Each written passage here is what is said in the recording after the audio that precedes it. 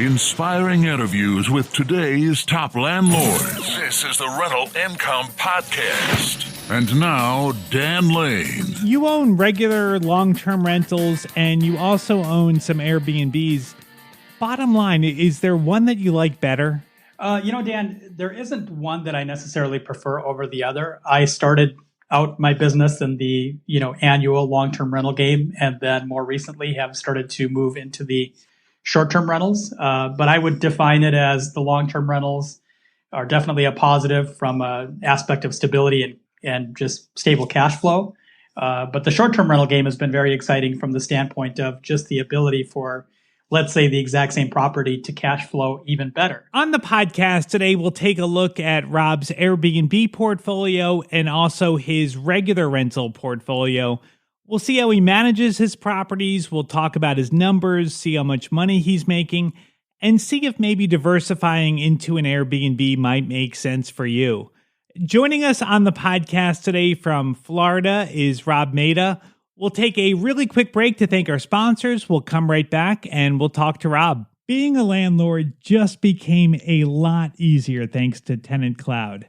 They have everything you need to manage your rental properties all in one place, from taking online applications to creating custom leases specific to your state and collecting rent online. And this is really cool. They actually have local contractors in your area to help you when you have a repair call. That's right, contractors in your area that are there for you when you need them. Everything is right there, all in one place. How much does it cost? Well, this is crazy. It's totally free to sign up. It's not a trial. It's free forever. They do have some paid plans, but it's totally free to sign up and get started. Just go to tenantcloud.com. That's Tenant Cloud, C-L-O-U-D, tenantcloud.com. The first step in buying a rental property is to get pre-qualified, and I would suggest you work with a lender that specializes in working with investors, because the last thing you want to have happen is to get to closing and find out the money's not there and you can't close. The lender that I recommend is Chaley Ridge from Ridge Lending Group. She's a nationwide lender, and she'll pre-qualify you for free if you mention Rental Income Podcast. Find out more today. Contact Chaley at ridgelendinggroup.com. That's R-I-D-G-E, lendinggroup.com. NMLS 42056. Why don't we start off talking about your portfolio? What does your portfolio look like?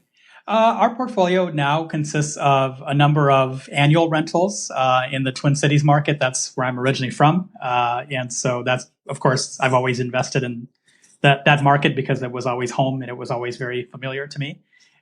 So it's a mix between mostly single family. I've got a couple townhomes. And then I have a partnership with a couple of small multifamily properties, which I never really got into too much. But, those have been good investments as well. And then you've got the Airbnb properties too. Yeah, so that's a relatively new venture. I'm a sort of a relatively new Floridian. Been living down here now for just under 5 years. And, that was something that I wanted to get involved in, was the short-term business. So now we've got a couple of Airbnb properties as well. How does that work? So you've got the properties in Minnesota. Do you have a property manager up there?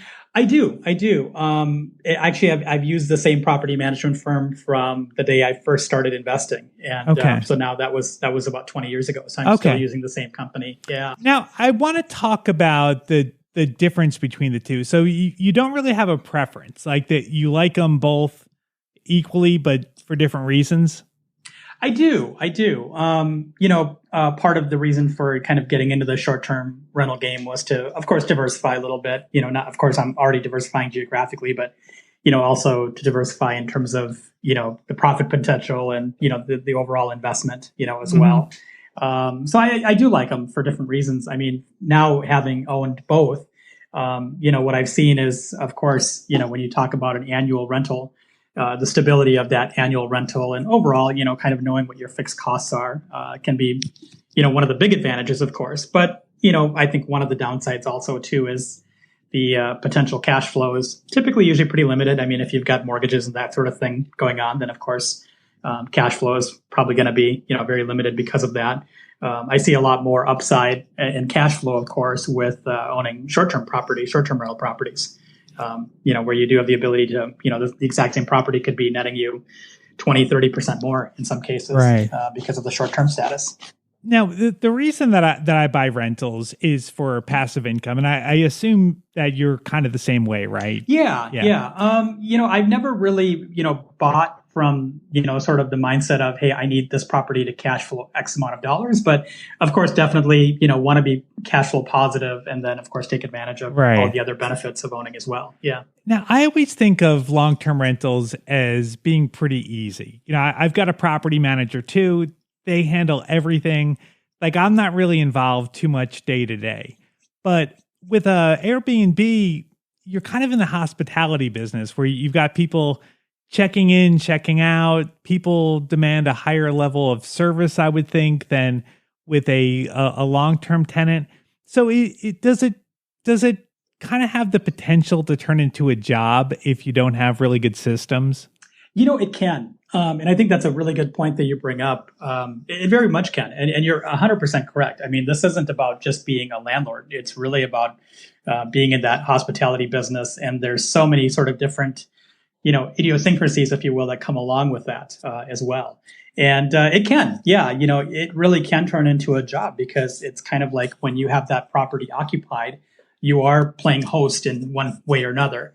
And, it's your job to make sure that that your guests have a good experience, and that, of course, they not only leave you a good review, but hopefully they come back in the future and stay with you again. That repeat business is really key. So do you have systems so that it's not taking over your life? Like, can you maybe walk me through like how you've set things up to not have it become a job?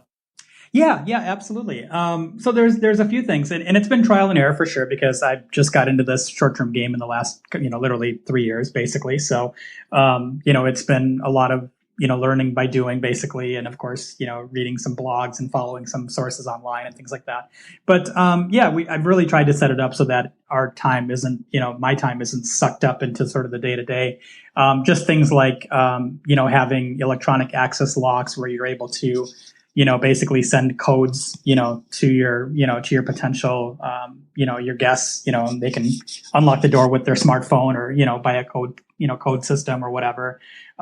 Just having vendors set up, having good vendors in place so that, when a booking comes to an end, you've got somebody that's going to get out there and, of course, get that property turned over for the next guest. And, sometimes, not always, but sometimes you might have a guest checking out right in the morning, and you might have a guest checking in later that day too. So it leaves a very small window to get that property, ready again, and so having really good support staff, if you will, good vendors in place really makes a big difference. Does that ever cause any stress? Like when you do have a tight turnover, trying to coordinate getting the cleaning service in there to clean in a tight time frame? Like, do you ever have any conflicts where they can't be there at the certain time that you need them? Yeah, it does happen. And, so actually it's interesting. What I've learned by doing, of course, is that it pays to have, at least one backup, person or company that you can, then get a hold of, because exactly. And especially in, where we're at in Southwest Florida, where you've got a lot of vacation rentals. It's not uncommon, that companies do get booked up, and all of a sudden it's like, oh, sorry, we can't get out to your property that day. And it's like, well, I need somebody to be out here to take care of this place and get it ready, and, so it does pay to have some backup, some other staff, and companies you can call for backup and be able to get that turnaround done. So would your Airbnb rentals work as long-term rentals, or would the numbers just not work out? They would. Okay. In fact, one of the properties that I'm Airbnb now originally was a property. Originally, I bought it to live in, lived in it for a while, moved out of it, and then decided to turn it over into a long-term rental. And it was doing, it was doing all right. It was definitely, cash flow positive by a very small amount. But it was, great location. It was waterfront. There were just a lot of good attributes there that it made sense to think about going down the path of, converting that into a short-term rental. And so that's what I ended up doing. And, of course, profitability has increased because of that. Because obviously the yields are better, right, in the short term business. So yeah, but it very well could revert back at some point if right. for And whatever reason, if the numbers don't work. with your Minnesota properties, would you ever consider turning them into an Airbnb, or do they just work better as long-term rentals? Those, I would say all of them are just better as long-term rentals. They're all in the Twin Cities, which is, the Twin Cities does attract some tourism, but it's really not, really a big tourist draw market, I would say. Yeah. Right. And most of mine are in the suburbs. They're not really inside of the city, so the accessibility and some of those things as well, the demand just, I don't think would really be there as a short term. Right. So those, definitely. I think as long as I'll hold them, they'll be long-term rentals for me. I don't know if this concerns you at all, but this is something I think about because I've thought about doing Airbnb before, but I feel like it's a fairly new industry, and like the local legislation hasn't always caught up. Like there aren't a lot of rules, and I know there's some cities and towns that have banned Airbnbs, and a lot of homeowners associations ban them. Like my homeowners association recently banned Airbnbs. Is that something that concerns you, that if the city or town that you're in they could pass a law and basically put you out of business? Right. Yeah, no, absolutely. I mean, it does. It definitely does. It does cause some concern. What's interesting is, and I'm sure this is not uncommon just to Florida, but I think Florida being probably one of the biggest states for the short-term market, as you can imagine, just being, so many vacation areas and things.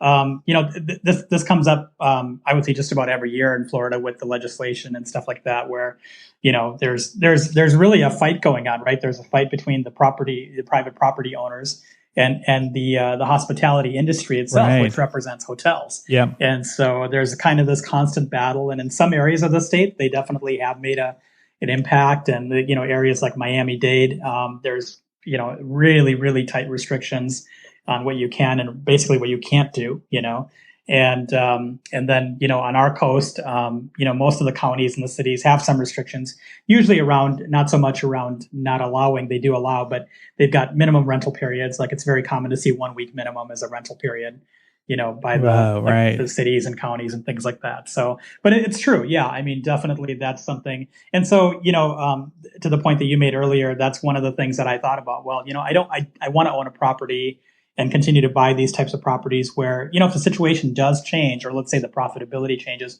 that I could very well sort of convert them back into annual rentals and still keep them. Yeah, I think that's important to have that strategy. Someone that's buying a property that would never work as a long-term rental, you could get burned on that. So, so let's talk about the money now. So with your Airbnb, does the money fluctuate? Like, do you have like a busy season and maybe in the winter, is it quieter, or is being Florida and being warmer, is it just kind of consistent year round? Yeah, so I think it varies, and I know that it varies quite a bit from even just region to region, in the state. You look at areas like Orlando that are very, very stable, pretty much year round due to Disney and families and things like that. And then I think when you get out to the coastal markets, that's when we tend to see a little bit more fluctuation. And so, for example, Southwest Florida, where I am at, we do see a fluctuation. So for us, the winter months, basically what we call season, which is January, February, March, and April, these 4 months, I should say, that we're in right now, are our high season. This is when we see the influx of snowbirds, and we see obviously people vacationing more, things like that. And then our prices and our rates go up because of it. In some cases, we're able to charge double what we do in the off season. Wow. So it's our high season really is high season, and then in the low season, if you want to call it that, or shoulder season, Florida has been turning into more and more of a year-round destination. So it's not like crickets in the summertime. Right. We still get families, folks that are on summer break, families, things like that. There's still demand, but definitely, obviously, prices do tend to settle quite a bit, and the same property might only fetch half as much per night, in off season.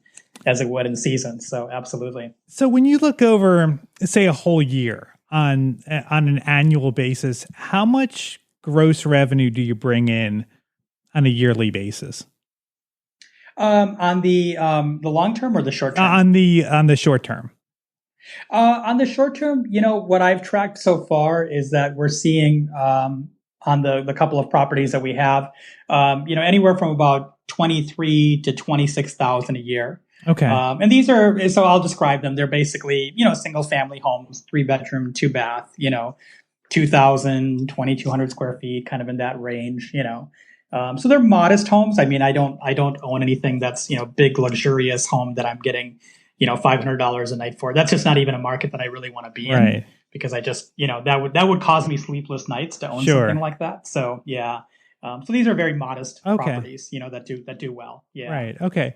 All right. So you're bringing in 23 to 26,000. And then if you were to add up your mortgage payments for the full year, how much, what does that come out to? So on really both of the properties, it's pretty similar. I'm ending up at about 15,000 a year roughly on the mortgages, because both properties do have mortgages. So and then of course some utility costs and miscellaneous of course costs as well that have to be added onto that. Okay, and then as far as those costs, like the utility costs or any other fees that you might have to pay, what are the expenses? I mean, you've definitely got utilities. Like, what other costs do you have? So utilities, of course, insurance, and you want to carry some liability coverage as well, because you are holding onto the property as a rental. So of course, a liability insurance or liability rider is definitely needed on there as well. But, insurance, of course, the utilities, you already mentioned that, and of course, then there's some variable things, right, that come with this type of business. Of course, cleaning costs and things like that, which again, typically that we tend to pass on through the, Airbnb and VRBO to the renter basically. So that gets absorbed there. And then, the occasional maintenance item that might come up, right? Anything from the most basic of items all the way up to the more severe stuff, so to speak. So, So you kind of have to be prepared for that as well. Yeah. Yeah. And you're going to have that with any property. So any property. Yeah, exactly. So then your profit, as far as how much you're profiting off the Airbnb over the year, that sounds like it's somewhere maybe 7,000, something like that. Yeah, that's probably a pretty good estimate. Yeah, probably about 6,000 to 7,000 right now. Yeah. And then if you compare that with your other rentals, your rentals in Minnesota, like on a yearly basis, how much do you think you would profit off? Just say a typical rental. A typical rental, really not that much. When I've bought my rental properties, most of the time I've done them with as little, down payment as I can. My strategy, in fact, when I first started investing, was to buy a property. I would live in it, fix it up a bit, stay there for a year or two, and then I would move on, and then that would become, a rental property, and then I would, wash, rinse, and repeat. So many of the properties that I bought were bought from anywhere from zero down back in the heyday, when I started, those mortgages existed. To 3.5% down, some were FHA deals, things like that. Yeah. So most of them, I'd say the average one doesn't cash flow a whole lot. I mean, maybe I'm looking at a couple grand a year. Right. Okay. Not much. That's a great way to get started. How many times did you do that? Like live in the house and then move to another house? I did that with my first, I believe it was 3, maybe 4 properties. Wow. Okay. So you moved in, you rented it out, you lived there, and then you moved out, turned it into another rental. Rental. Yeah. That's a lot of moving. Did some, and that was over the course of, I think, about 6 years. So, I mean, it wasn't like I was moving in and then 6 months later moving out. Right. I mean, I typically stayed for a while, In certain cases, the plan was to stay even longer, but for whatever reason, found another property that I liked, and okay, great, let's look at making a move on that. So I did that. I did that on several of the first few, and then I think we were talking about this offline. Then I did something crazy. I decided to open a real estate company, and and had I done it, and had I chosen a different path, I think I would have just kept doing what I was doing, and I probably be more wealthy now than Right. having owned a real estate company, but Right. had to try something new. Yeah, sure. So, Yeah, and so being a realtor, have you found all your properties off the MLS, or are you finding off-market deals? Almost all of mine have been MLS purchases. I only had 2 deals that were non-MLS. In one case, it was actually a property that was on the MLS and it had expired off the MLS. And actually, the little side story on that, I actually contacted the homeowners because I had a buyer that was interested in this particular neighborhood and we just could not find him anything. So, hey, I'll send some letters out. Let me see if we can find you a property that way. And I did. And I was able to get a one-time showing contract with that particular seller. Long story short, the buyer decided that wasn't the house for them. And the seller and I kept in touch. And then eventually I ended up buying it from the seller. They actually gave me a pretty fair price. Yeah. And it was just a really nice turnkey property. I mean, that was one where I didn't need to do any work at all. It was really just mint. And I knew that I could make some, I could hold on to it as a rental for the long term, growing area, growing suburb, those kinds of things. So, and then one other instance where I actually bought a property from a client of mine where I had sold them the house brand new. And then they were upgrading, I think like 7 or 8 years after that. And, ended up buying it from them actually. And then they built with me, they built a bigger house.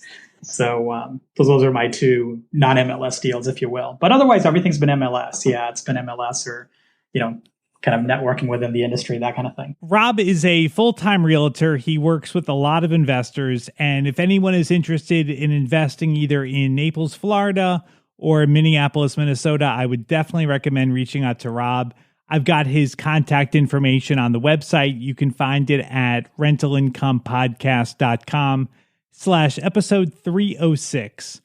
I'd like to thank today's sponsors for making this episode possible. First, I'd like to thank Tenant Cloud.